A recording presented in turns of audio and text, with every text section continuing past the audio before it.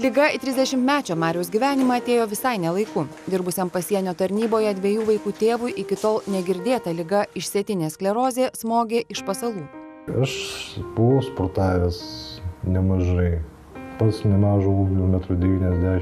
Taip kad, kaip ir sveikas, jokių tokių lygų neturėsiu, aiškiai nesirgės niekur. Ir eini ir tave žiūri, kaip į girtą, kaip tu čia negalėjai eiti. Mariui, galingo stoto vyrui, ligos ilgai nerado. Galvoju, kad aš noriu nusirašyti pensiją, kaip populiaru visiems kitiems. Aš jam sakau, man nereikia biuletenio, man suraskit, kas man yra. Ir suradom. Netyčia. Atsitiktinai. Kristina Brilink prieš keletą metų pirmoji sutikusi papasakoti apie savo ligą atvirai prieš televizijos kameras. Šiandien jauna moteris net nebenori prisiminti to beviltiškumo jausmo, kurį patiria kiekvienas sužinojęs diagnozę. Kaip man pasakė tą lygą ir mes taip, kada man pastatė tą tikrą diagnozę, iš pradžių man pasakė vieną gydytoją, kad apie ten išsėtinę, kad ten sirgu, aš ten pasakiau, užrašykit man pavadinimą ant lapelį.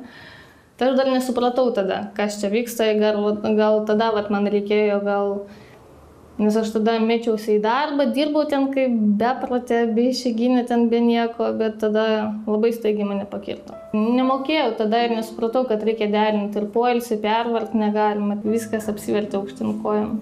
Šiandien Kristina įgavo svarbiausia, kas įmanoma sergančią ligą, psichologinį atsparumą ir sveiką požiūrį, kurio linkėtų panašaus likimo žmonėms. Kiekvienas paūmėjimas palieka savo pėdsaką. Ant kiek tu atsistatysi, ar atsistatysi. Bet po kiekvieno paūmėjimo bandai prisitaikyti prie naujos savo būsenos. Kiek tenka gulėti ligoninėje ir bendrauti su kitais sergantiaisiais, dauguma kas tampa neįgalus, asmuo, kas suserga, jisai užsidaro tarp 4 sienų ir sėdi namuose ir labai nusivertina žmogus. Labai. Jam nieko tada nereikia, nei jis eina nei praustis, nei tos higienos paprasčiausiai prižiūri, nei ten kažką. Aš negaliu, aš ten pavargęs. Pas mus gal tas nuolatinis nuovargis, bet tu su juo turi susidraugauti. Jeigu tu nesusidraugausi, tu atsigulsi, ir vegetok tada ten lovai, ir ką. Šiandien jaunos moters rankose neseniai išleista knyga, kurios leidybą rėmė Lietuvos išsėtinės sklerozės sąjunga, Lietuvos neurologų asociacija bei farmacijos kompanija Novartis. Romanas drąsiu pavadinimu Kerėpla. Jos autorė, taip pat jauna moteris, ilgai nežinodama, jog serga išsėtinė skleroze, jautėsi nerangi. Tai mane irgi taip vadina. Aš tai tikrai nesipykstu, nes irgi taip pavadinu pati save. Taip yra, neišlaikai tų daiktų ir brolis visą laiką sako, kiek aš kartų tau sakiau, imk 2 rankom, nes labai viskas dūžta. Mane pamėtų į šonus. Būna taip, kad kairės rankos beveik nevaldai tenai, atrodo, keli šaukštą valgai ir nuo to, kad tu keli tą šaukštą prie tos burnos jau pavargsti. Tai aiškiai nusako šią ligą. Būtent taip jaučiasi žmogus išsėtinės sklerozės atkryčių metu ir tai dar tik švelnūs scenarijai. Motorikos sutrikimai, koordinacijos, pusiausvyros sutrikimai, regėjimo sutrikimai, įvairūs kiti tirpimai atsiranda, tačiau žmogus ir psichologiškai dažnai palūžta arba jaučiasi prastai. Išsėtinė sklerozė iki šiol iki galo neįminta liga. Tai yra autoimuninė lėtinė liga. Sergant, imuninė sistema nesugeba atskirti savų ląstelių nuo svetimų ir dėl to puola bei ardo savus audinius. Gali būti pažeidžiami milijonai nervinių skaidulų, o pasibaigus uždegimui susiformavę randai vadinami sklerozu, kitaip plokštelėmis arba pažeidimais. Jie centrinėje nervų sistemoje atsiranda išsidėstę atsitiktinė tvarka ir daugelyje vietų todėl liga pavadinta išsėtine skleroze. Kaip jaučiasi žmogus tokių ligos atkryčių ir paūmėjimų metu?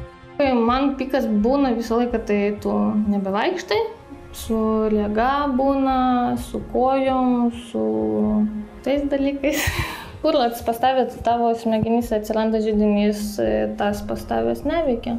Nes kiekvienas smegenų dalys už kažką atsako. Ir kur yra tas židinys, tą tu nevaldai. Gali rymas sutrikti, kalba gali sutrikti, akis, bet pas mane nebuvo dar, kad su rymu ten problemas, bet žinau, pas ką buvo ir pas ką šneka sutriko. Kas svarbiausia tokiam žmogui – gauti nuolatinį ir adekvatų gydymą, nelikti vienam su liga, nes kiekvienas bijo niūriausio scenarijaus. Man iš tikrųjų svarbiausia tas būti nuo kažko tai priklausom.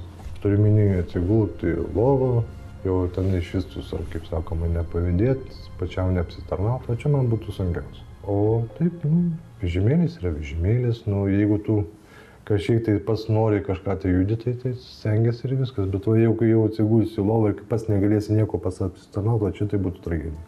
Labai vengia, kad darbdavys, visuomenė sužinotų apie jo ligą, todėl jie nori kuo ilgiau išlaikyti savo darbingumą, gebėjimą mokytis, gebėjimą atlikti buities darbus, gyventi šeimoje ir šios visos priežastys lemia, kad vis tik tai jisai nori kuo greičiau grįžti į normalų gyvenimą ir dėl to labai nerimauja. Visada pagrindinis jų klausimas, kaip greičiau ir kuo pilniau pasveikti nuo šio atkryčio būna.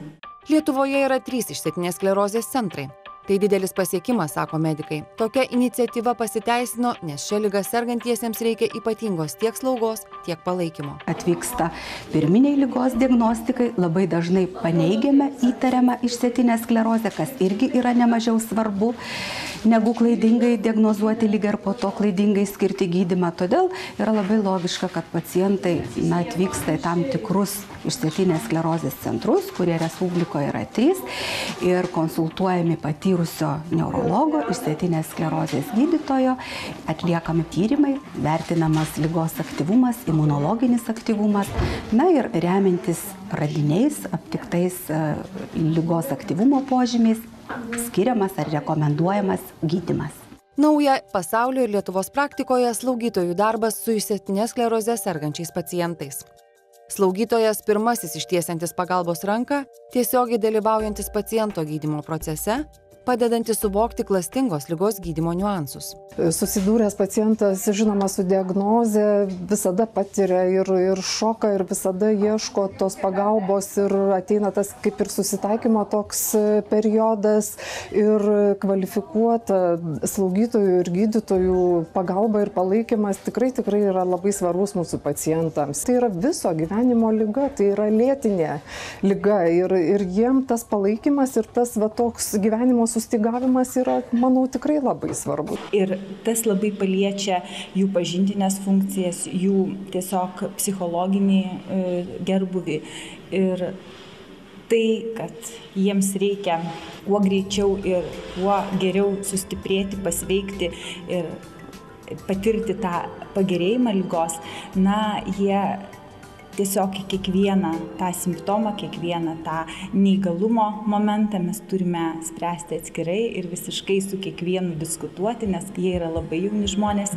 Dar vienas ramstis ne visada tvirtai besijaučiančiam pacientui - organizacija tiesiogiai ginanti kiekvieną, kuriam reikia pagalbos. Nepaslaptis, Lietuvoje dažnai žmogui likusiam vienam akistatoje su liga, tai labai vertinga pagalba. Kuomet yra finansiniai reikalai, kada trūksta pinigų, kompensuojami vaistai ne taip greitai ateina į rinką, reikia tam tikro laiko, reabilitacijos trūksta, daug žmonių gaunam skundų dėl neįgalumo nustatymo koeficiento. Žinote, išsėtinės sklerozės sąjunga tai nėra tai, kad sėdim ir viską žinom. Tai būtent žmonės, kurie iš įvairių vietovių suplaukia ir suneša informaciją. Kartu su medikais mes padedame ligoniai pažinti ligą, valdyti ją, ir gyventi su ją. Labai svarbu laiku atpažinti pirmuosius simptomus ir paskirti tinkamą gydymą, nes įrodyta, kuo anksčiau paskiriamas gydymas, dabar yra ligos eigą veikiantis gydymas, kuris tikrai efektyvus, padeda atitolinti progresuojančią negalią, padeda suretinti paūmėjimus, kurie išsėtiniai sklerozei labai būdingi, ypač ligos pradžioje.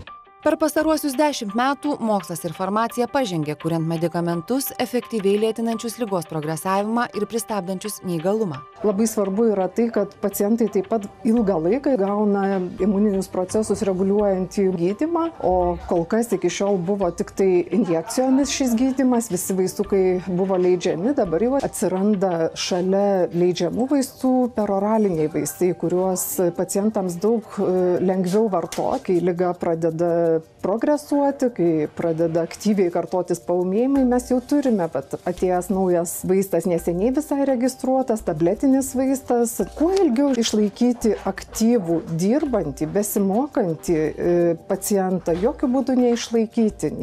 Tai mūsų tikslas yra toks. Lietuviams atkreipti dėmesį į išsėtinę sklerozę ir jos gydymą ypač svarbu. Mat teigiama, jog ši liga labiau paplitusi šiaurinėse šalyse, kurioms priklauso ir Lietuva. Kažkokia tendencija iš tikrųjų yra, kad tų ligų, tokių bazinių neurologinių, kaip ir daugėja, ne tik dėl to, kad gerėja diagnostika. Mes irgi matome, kad tų diagnostinių naujų atvejų yra iš tikrųjų daugiau negu lyg ir turėtų būti. Išsėtinė sklerozė yra viena iš tikrai svarbių, labai rimtų ir visą pasaulį liečiančių problemų. Tai liečia jauno darbingo amžiaus žmonės, kaip reta ta liga ir natūralu, kad paliečia visus gyvenimo aspektus ir kampus. Ir dar labai svarbi žinutė mums sveikiesiems. Sergančiojo žmogaus akimis mes į svetimo negalią žiūrime tarsi laukiniai. O jei visuomenė būtų nuovokesnė, su liga būtų gyventi lengviau. Bent jau nežiūrėtų į tave kaip į kitą žmogų, nes mato didelį žmogų. Vyras, galingas, viskas. O realiai tai ką esi, išlitinėjasi, galvoja, prisigėrė.